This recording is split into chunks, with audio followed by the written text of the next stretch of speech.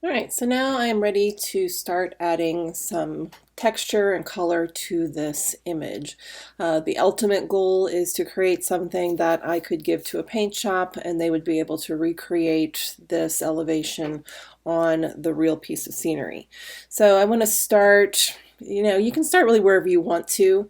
I like to start with the background myself, and so in order to make sure I don't mess up anything with this image here, I'm going to go ahead and make a copy of it just in case, just so that I can not worry about losing my line drawing here. I'm going to go ahead and name it line drawing, and this layer one I'm going to lock just in case, just to keep it so that I can't make any changes, I can't make any alterations on it. And I still have this copy of that in order to be able to make selections and create the painting on here. So for this one, I think that I'm just going to select the whole background area. I'm also, as I'm doing this, I like to use layers to create these looks here. So I'll be using a lot of different layers in order to be able to change and alter the look as necessary. So I've got there. I'm going to go ahead and subtract the area of the door from there. So if I hold down my Option key or Alt key, and should be able to subtract this door. So I don't need that in the background. I just want the background behind the brick to be all one piece.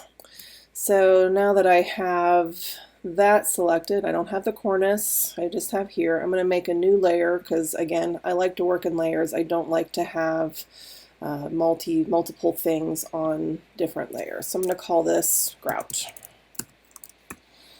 And it shows up right over here, which is great. Next, I want to pick a color, and I think I'll probably do a gray, basic gray grout here. Maybe kind of a medium gray color. It looks pretty good. And I'm going to go ahead and switch that and come up with a slightly darker gray, just so I have two different versions of gray, and we'll see why in a minute. So next I want to create a texture on here. Grout tends to have a bit of a varied texture, different varying colors. It's not just one flat solid color.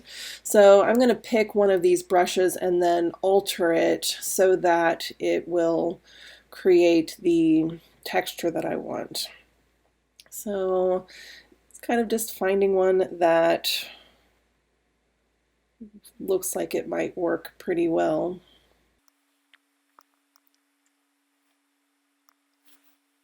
Now, if your set of brushes don't look like mine, that's because I have done some downloading of brushes from the internet. You can actually find a lot of really free, really nice brushes to download from that, and you can always upload them. If you find them, download it, and then load them. In this import brushes selection, you can get a lot of really various, very interesting brushes that you don't have to worry about making your own from. I think I'll just start. I'm going to try this one just to see what it's going to do. My guess is it's just going to make it's just kind of a line, so I'm going to undo that. I like to test it out just to see what it's going to look like. I can make the size a little bit bigger.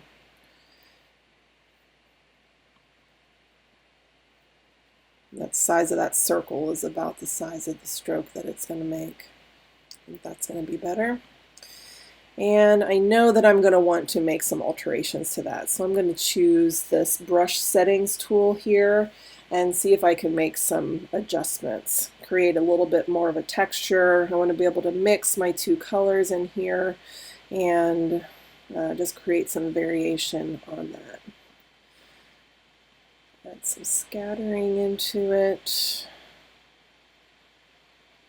some extra count, because I do want it to be able to, be a somewhat solid color, or solid finish. It's going to be various colors, but it will have some solidness. I don't think we'll add texture. We do want to add some color dynamics to it. So this foreground background jitter is it means it's going to go kind of adding both of those colors into it. The amount that you do will, the smaller the number, it's going to use more of the foreground color. The higher the number, it would use more of the background color. Hue, I don't know that I want the hue to change a whole lot on this one. I want to keep it pretty much gray, but if a little bit of color comes in there, that'll be okay. And we'll turn the saturation down just a little bit. Turn the brightness up a tad. All right, let's see what happens. All right, it's very light because I have my opacity way down. So let's turn the opacity up. I also have it set to overlay rather than normal. Let's make it normal. I'm going to turn the flow up just a little bit as well. And that's pretty good. It's kind of smooth. It doesn't have a whole lot of texture to it, but you can see the variation in color that I'm getting, which is good. This is what I want. And again, this ultimately is only going to show up in the grout area. The brick part's going to cover over that. So this, if I was scene painting, this would be like creating a scumble. So again, I want to try to create my texture on here in Photoshop in a similar way that I might actually do that with the paint, the real thing on there. All right, so next I might try to create a bit of a spatter look, because normally when I paint brick, if I do the background first, I'm going to do a scumble and then I'm going to spatter on top of that. So that's going to require more of a pixelated finish on here. I think I'll do this on another new layer. Oops. And I'm going to call it grout spatter. The more distinct you make the names on here, the easier it is to find those things once you are looking for them later on, if you need to make any changes to that. So let's find a darker color. Give it just maybe make it a little bit more of a warm brown kind of color in there. That's pretty good. And now I need to find my brush. What brush do I want to use?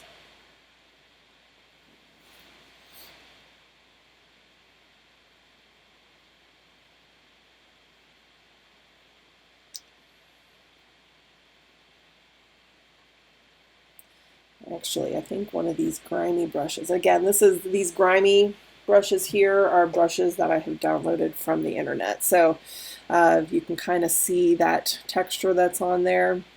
It creates a pretty nice, if I zoom in a little bit, you can see it better.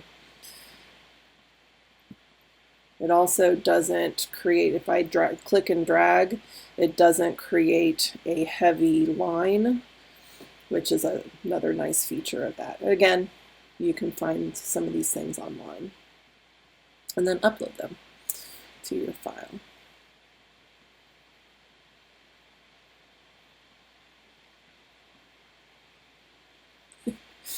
I'm trying to get that edge over there a little bit more. You can do that with a different color, maybe a lighter version. I always like to spatter with more than one color. Gives us some better texture.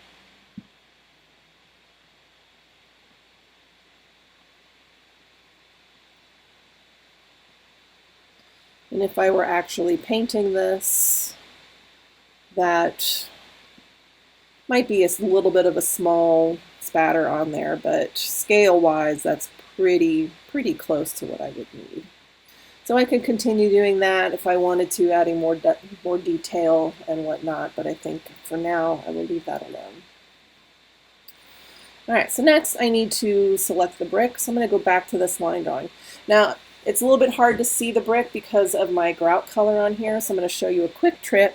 If we move this up to the top and then change the blending mode of this to multiply, it will essentially make the white part of that drawing transparent and allow the black area to show through so that we can then see the line drawing and make selections more easily from there. All right, so I'm going to choose the magic wand tool now. Now this is sort of the tedious part. We got to go in and select all of these individual brick. So I'm going to get started, and then I'm probably going to speed up the video so that I don't waste time showing you this. Hold the shift key down to hold to make it add, and off we go.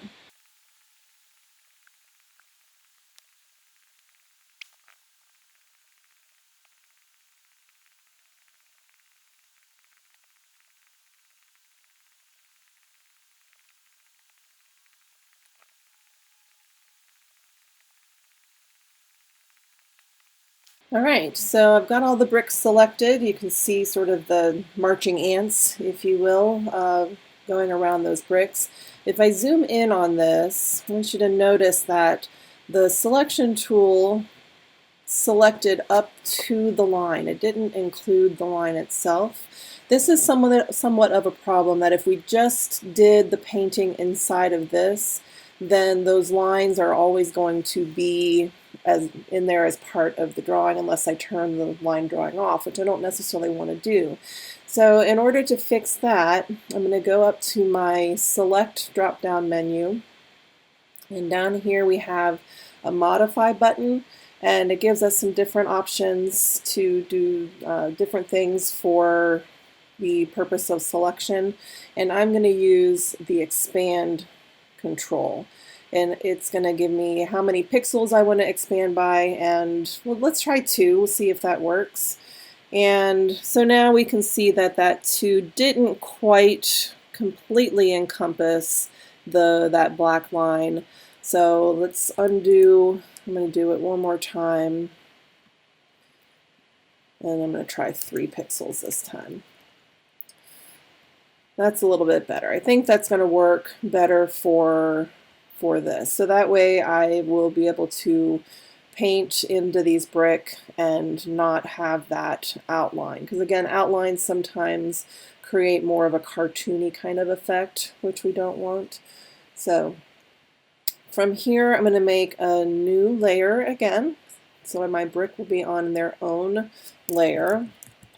And this time I think I'm going to create a background color to start off with. So we have the background color, and before I forget, and so that I don't have to go and select all of those bricks again, I'm going to save this selection and call it brick. That way I will be able to go back and quickly select all of those bricks if I ever need to. So let's change this. We'll just do kind of a standard red brick finish. Find a nice sort of dark maroony color in here. And I'm going to use the fill command. My foreground color, normal, 100% to fill that. And so now we have our brick. I'm going to deselect these just for a second, just so you can see how the grout is now coming through and it's starting to look quite brick-like.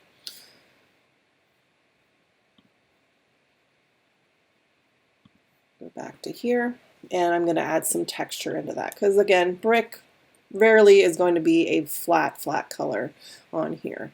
So I'm going to make a new layer one more time. And I'm going to call this one brick texture. And I think I'll go with just a slightly brighter color and change my background. Let's use this as a starting point. Let's go a slightly darker color, just so we have a nice contrast between those two colors. And then we'll go and find a brush that we can use. These ones here, these are actually brushes that I made myself. So here's a thing to keep in mind. You know how to change the brushes by using the brush settings. Here's the sort of not so nice thing about these brushes, if we don't save these, if we've made changes to a default brush in here and you don't save those changes, you'll lose them. So once you create a brush that you really like, it's really important that you save it. And the way you do that is to go into this little menu button right here, and you just call it New Brush Preset. You can name it whatever you want to name it, and then it will stay as a saved brush in your brush settings here. So when you do create your brushes, you find that you really like them a lot, make sure you save them, because if you go back, change brush to something else, and then want to go back to that brush that you were using, it will have been lost. So this is one that I have altered, and I wish I could tell you which brush I started with, but at this point I can't. So you'll have to play around with the brushes on your own and find a group of settings that you really like with that.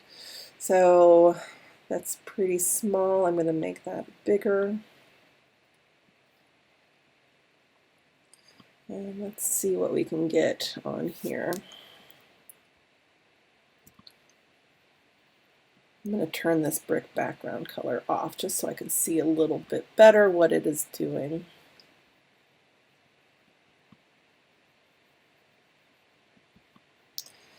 There's not a whole lot of contrast between those two colors, so I think I'm going to choose something a little different. Go a little bit brighter with it. And I'm going to hit the delete key because I don't like the result that I was getting on that. So let's try again.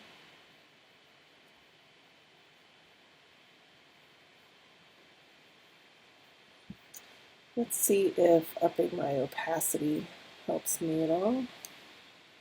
There we go. Like having that be a bit more opaque.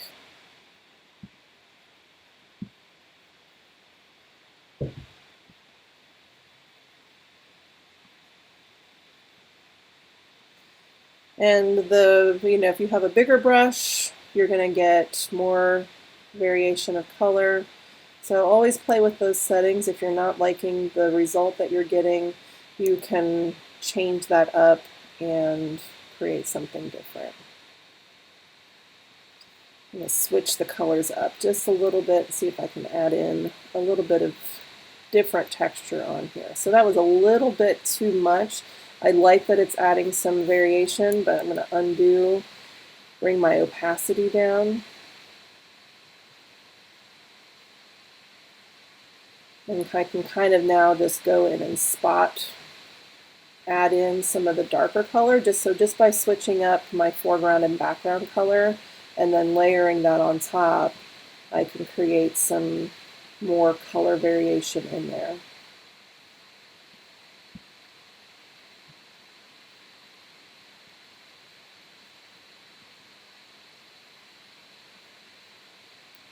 Okay. I turn that brick background, darkens it up a little bit, that's fine.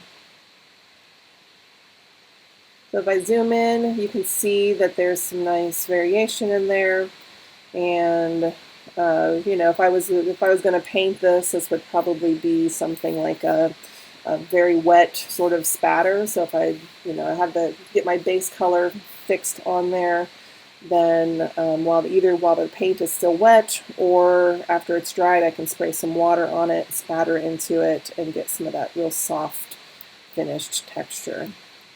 Or I can go in and add, use that grimy brush again and add some more texture on top of that, just as a base. I think we will deselect. Let's see how that looks overall. Not too bad.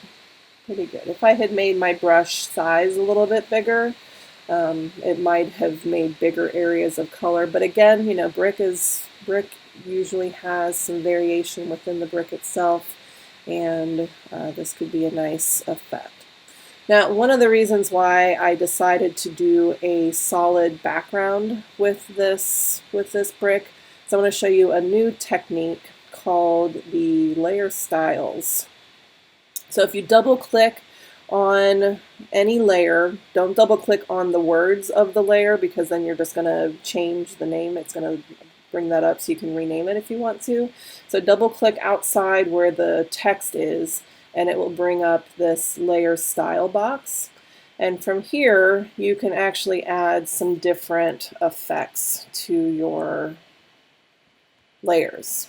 It's going to look for wherever there's pixels, basically. So this layer that has the texture on it, it may not have a complete finished texture or finish on it. So some of these things the results are going to be undesirable. So I chose to do this effect on my that brick background, which is a solid color.